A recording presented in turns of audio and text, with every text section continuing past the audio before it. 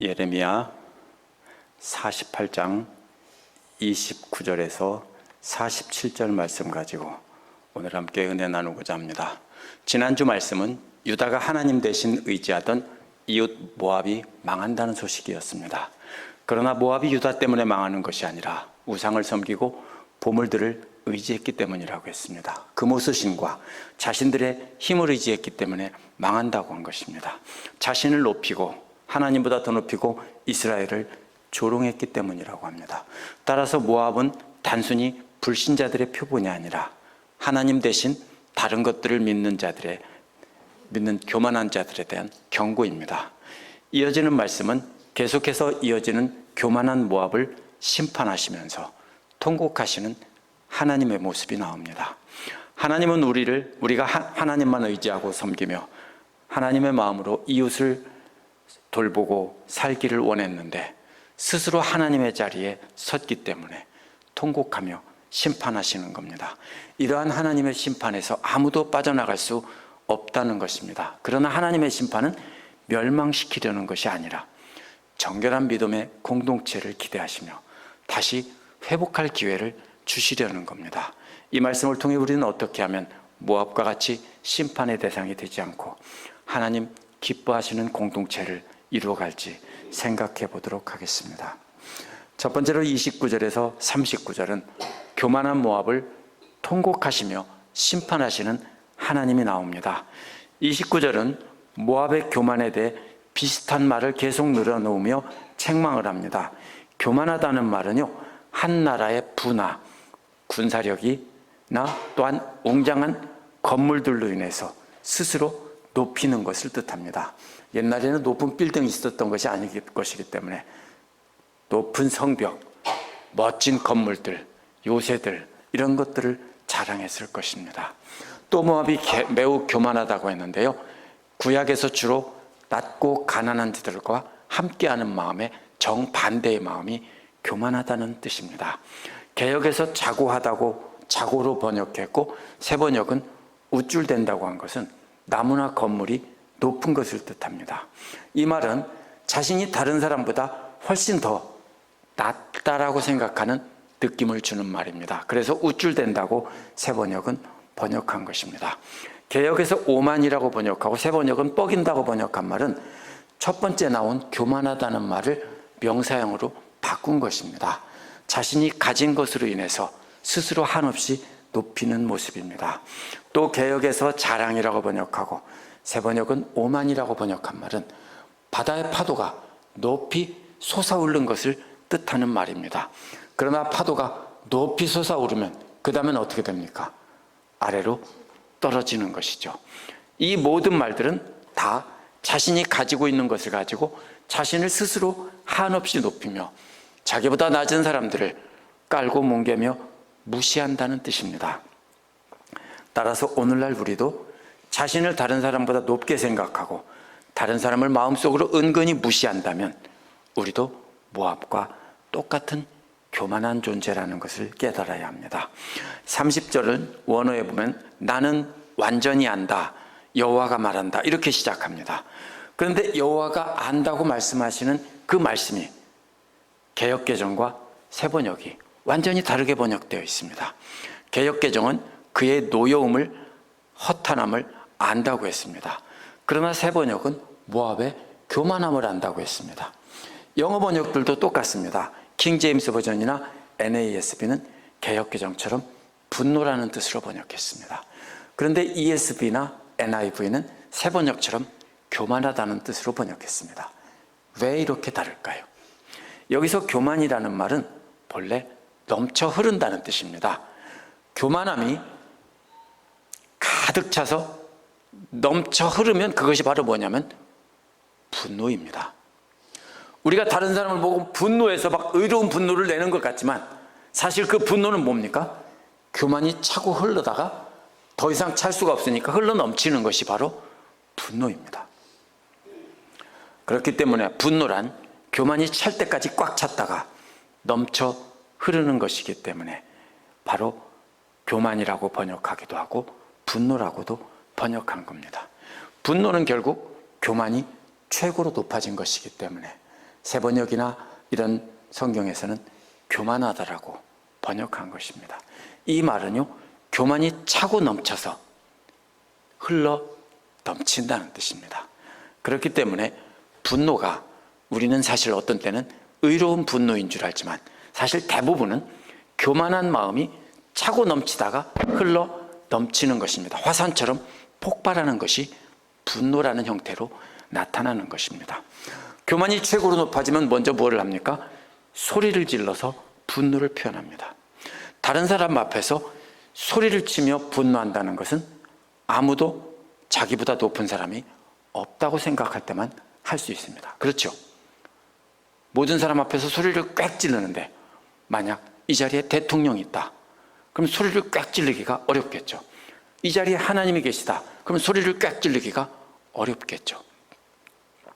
이것은 자신보다 더 높은 사람은 이 자리에 아무도 없다라고 생각할 때 소리를 지르며 분노를 표현하는 겁니다. 이것이 교만입니다. 그래서 개역개정은 자랑한다고 번역하고, 새 번역은 그의 자랑이 허풍이라는 말로 번역한, 표현된 교만이 거짓이라는 뜻입니다. 또 개역개정은 아무것도 성취하지 못한다고 번역하고, 새 번역은 그가 이루었다는 말도 거짓말이라고 한 것은 행동으로 성취한 걸 자랑하는 겁니다. 그러니까 앞에서 허풍이나 자랑한다는 말은 말로 자랑한다는 뜻이고요, 이번에 성취하지 못했다, 이루었다는 것도 거짓말이다, 이것은 행동으로 자랑한다는 겁니다. 모압은 낮은 자들과 약한 나라들의 분노를 터뜨리며 자기를 자랑하지만 사실 다 말이나 행동이 다 거짓말이라는 뜻입니다. 31절에서 여호와께서 모압 때문에 통곡하신다는 겁니다. 개역은 운다라고 번역했고, 새 번역은 통곡이라고 번역한 말은 슬픔을 이기지 못해서 큰 소리로 우는 모습을 나타냅니다. 그렇기 때문에 개역처럼 번역하면 안 되고 새 번역처럼 통곡이라고 번역해야 옳습니다. 하나님께서는 모압이라는 나라를 놓고 큰 소리로 통곡하신다는 겁니다. 또 모든 모압 백성 때문에 애곡하신다고 했습니다. 개역은 부르짖는다고 번역하고, 새 번역은 애곡한다고 번역한 말은 그렇게 소리를 크게 지르며 운 뒤에 계속해서 훌쩍거리며 소리를 내며 우는 장면입니다. 계속 소리를 꽥꽥 지르며 울 수는 없겠죠. 처음에 한동안만 소리를 지르며 울겠지만 지나면 지치면 어떻게 됩니까? 그 소리는 작아지고 대신 점점 잦아들면서 계속 소리를 내서 우는 것입니다. 이는 하나님이 모압의 모든 백성을 놓고 그렇게 계속 지치도록 우신다는 뜻입니다.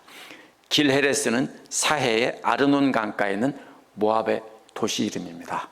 그 주민들이 위에서 슬피 운다는 말은 울다 지쳐서 소리를 크게 내지 못하고 흐느껴 우는 하나님의 모습입니다.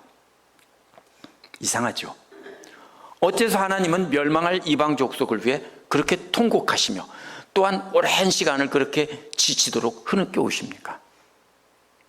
이러한 질문은 교만한 이스라엘의 관점에서 하나님을 잘못 본 것입니다. 하나님께서 이스라엘을 택하신 것은 이스라엘을 통해서 이방 족속들까지 구원하기 위함이었습니다.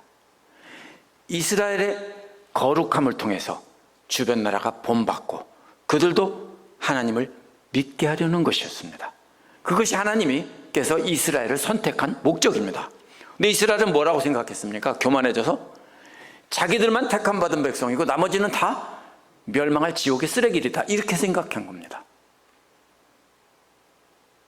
하나님은 모두가 다 하나님 앞에 돌아와 하나님을 찬양하기를 원하셨습니다. 그런데 하나님께서 그렇게 사랑하시는, 돌아오기를 원하는 모압이 이렇게 멸망했기 때문에 하나님께서는 통곡하시게 된 겁니다. 이것은 누구의 책임입니까? 이스라엘과 유다의 책임입니다. 하나님께서 그들에게 하나님을 믿으라고 하지 않습니다. 이스라엘 백성을 자기 백성으로 삼으신 다음에 그들을 통해서 모압을 믿게 하시려고 했습니다. 그러므로 그 책임을 다하지 못한 것은 이스라엘과 유다의 책임입니다. 따라서 근본적인 책임은 모압에 있지 않고, 이 말은 모압이 멸망한다는 데 초점이 있지 않고 이스라엘에게 있습니다. 하나님께서 슬피 우신다는 겁니다. 32절에서 신마는 포도나무가 많이 나는 지역입니다. 신마의 포도덩굴이 사해를 건너 야셀까지 뻗었다고 했습니다. 이는 과거의 신마의 포도 재배로 인해서 그렇게 번영했다는 뜻입니다. 실제로 포도나무가 사해 바다를 건너편으로 갈 수는 없겠죠. 그런데 파멸시키는 자가 와서 너의 여름 과일과 포도송이에 밀어닥쳤다고 했습니다. 이스라엘을 대표하는 과일들은 무화과와 포도나무죠.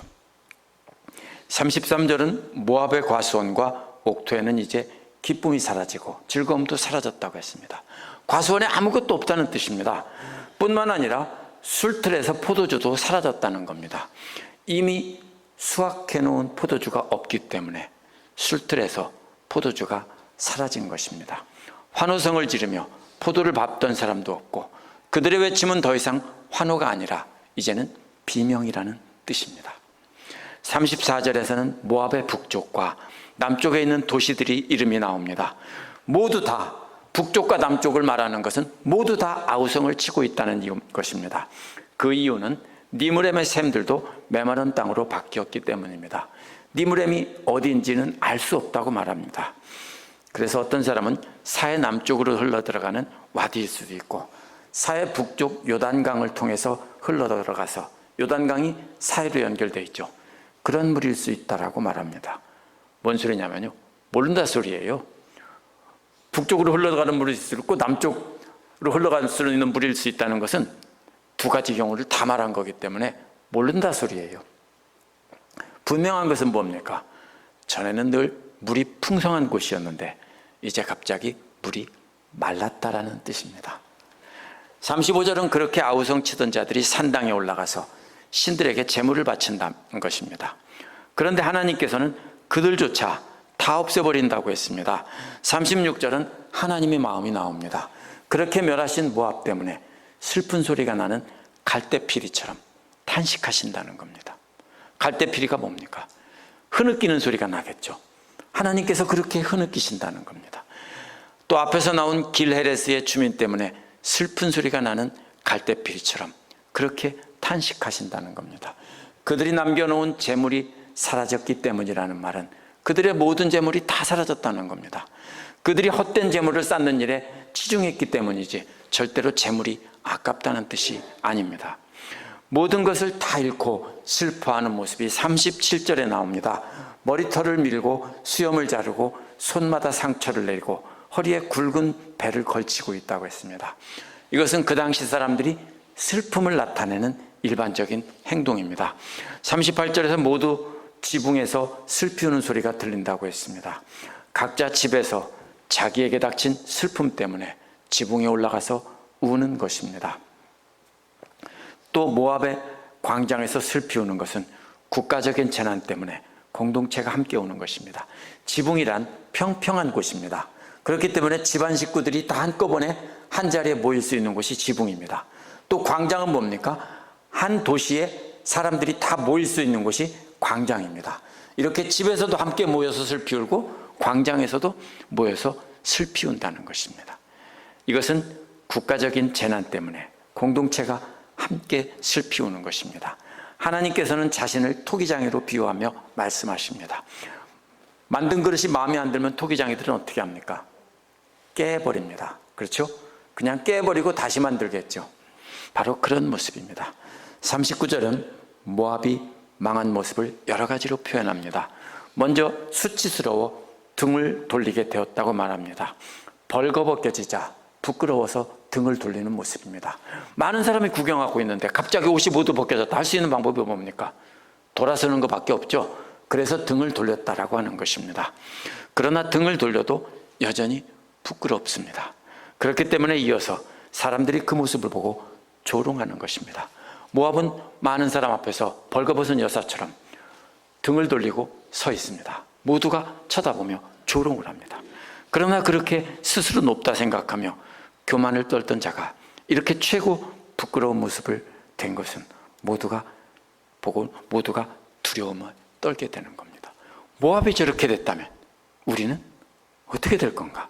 그렇기 때문에 조롱하면서도 모두가 다 두려움을 느끼는 것입니다. 모압을 이렇게 심판하신 것은 교만 때문이라고 했습니다. 왜냐하면 외딴 곳에 있기 때문에 농사도 잘 되고 사업도 잘 되고 모든 것이 잘 되고 적들도 안 쳐들어옵니다. 자기들이 강하고 또 비옥한 농토고 높은 고랭지에 있었기 때문에 농사가 잘 되던 땅이었습니다. 그 모든 것이 다 자기들이 잘나서인 줄 알았습니다. 우리도 마찬가지입니다. 사업이 잘 되고 자식들 잘 되고 모두가 다 건강하고 잘 되면 하나님께서 축복하셨다며 자기보다 어려운 처지에 있는 다른 사람들을 어떻게 봅니까? 아래로 보고 저 사람은 믿음이 없어서 저렇게 복을 못 받고 하나님께 벌을 받았어, 이렇게 생각하면 그것이 바로 뭡니까? 모압과 똑같은 교만입니다.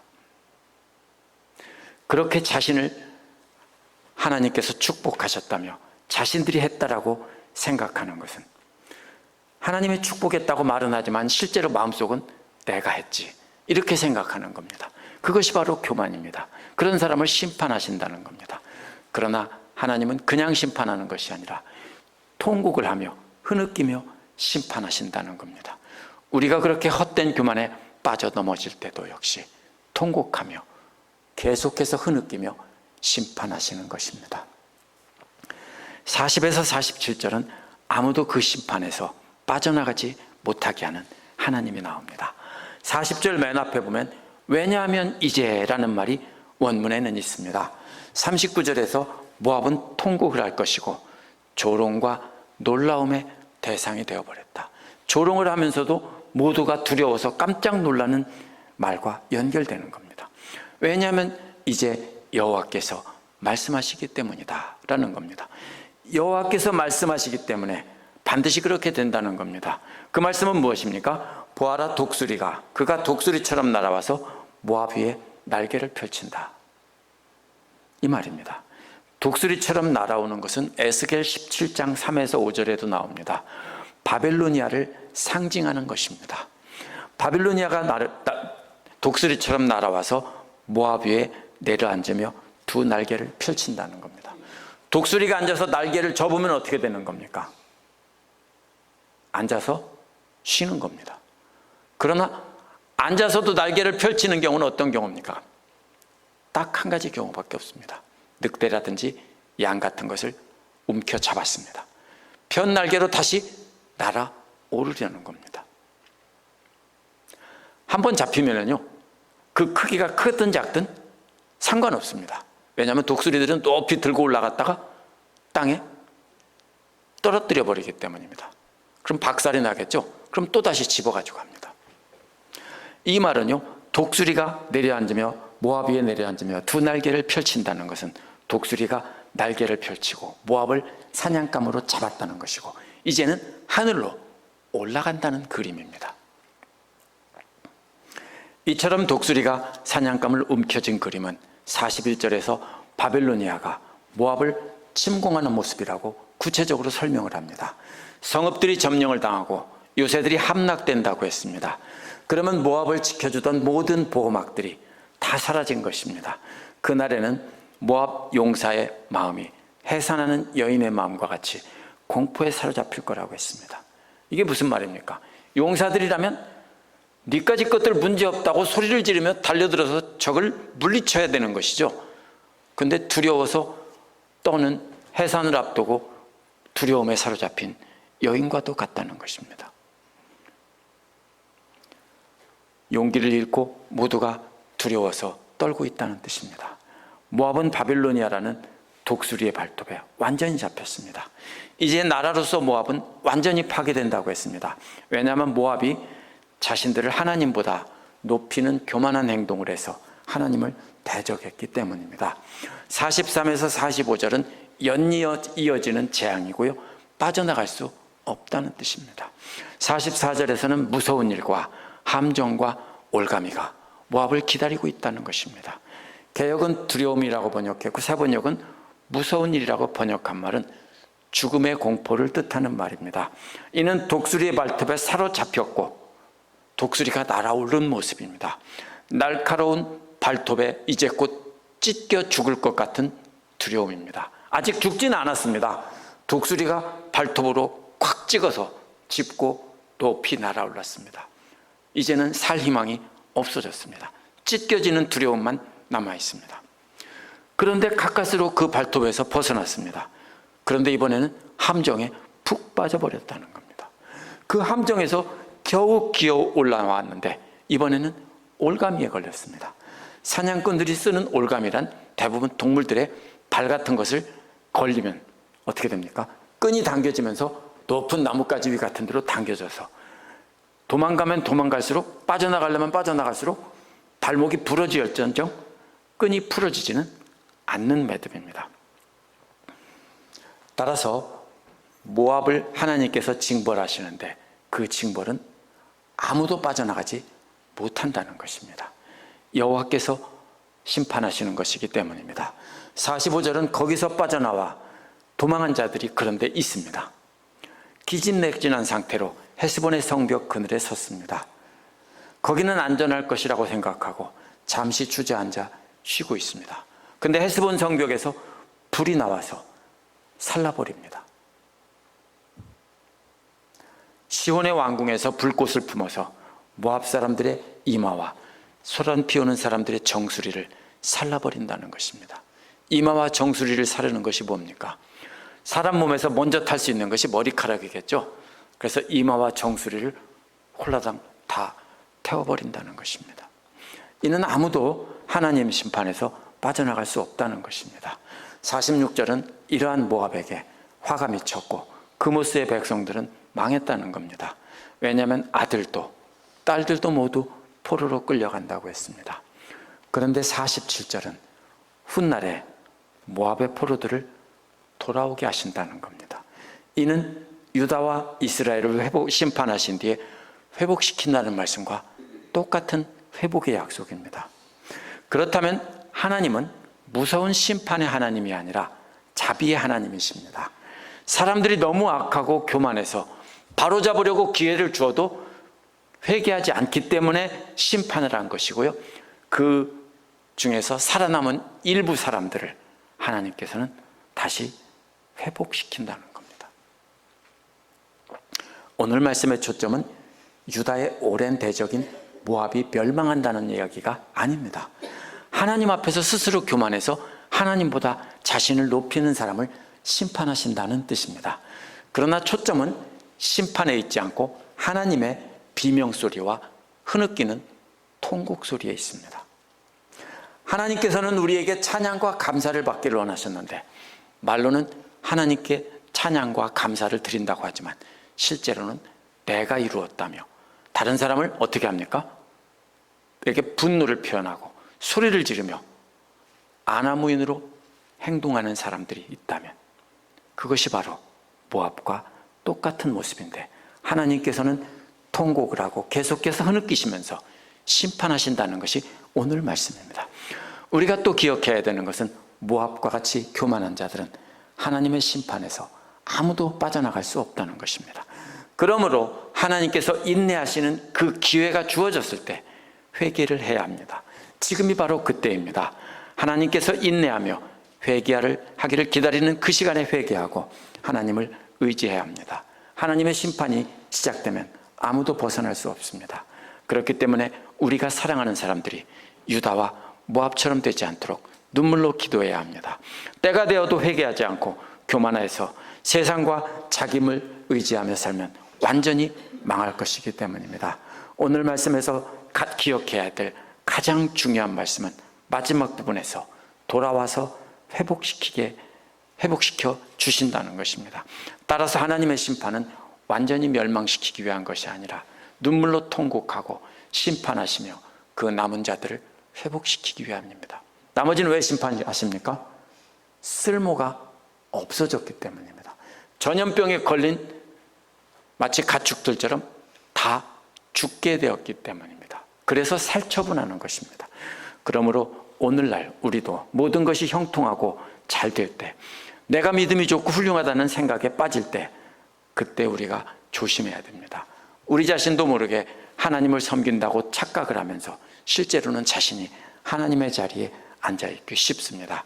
따라서 우리는 모두 하나님의 인내와 한결같은 사랑의 덕이라는 걸 깨닫고 우리도 이웃을 돌아보고 주님의 마음으로 용서하고 친절을 베푸는 삶을 살아야 합니다. 그것이 하나님의 은혜일 뿐이라며 하나님을 찬양하는 삶을 살아야 합니다. 그렇게 살기를 원하며 심판하시고 회복시키는 것이기 때문입니다. 기도하겠습니다.